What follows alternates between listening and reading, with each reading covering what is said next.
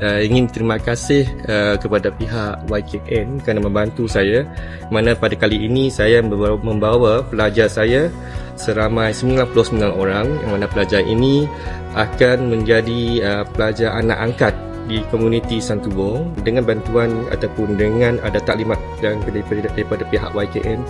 Ini memudahkan lagi pelajar saya untuk membantu mereka dengan menyalurkan maklumat-maklumat yang tepat. Jadi dengan adanya program ini, saya rasa ianya amatlah bermanfaat kepada pelajar ini untuk menjadi ejen dan juga untuk menjadi sebahagian daripada keluarga YKN ataupun keluarga sukarelawan.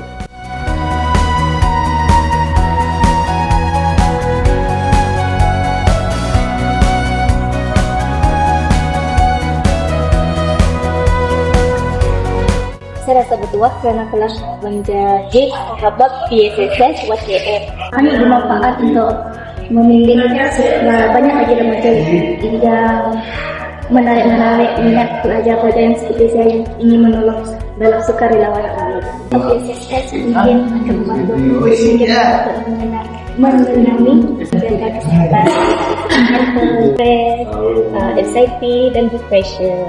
Berharap program ini dapat memberikan saya menjadi orang yang lebih bermanfaat di masa yang akan datang dengan menolong orang lain yang berada di sekitaran saya.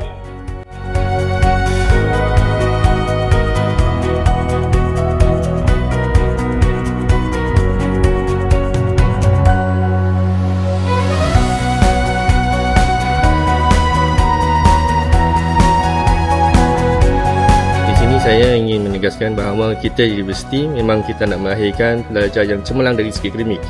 Tapi dengan adanya program ini, kita nak melahirkan pelajar yang punya roh, iaitu memiliki sifat kemanusiaan, di mana pelajar kita akan dedahkan bagaimana mereka boleh membantu dan memberi manfaat kepada komuniti dengan apa yang mereka ada belajar di universiti.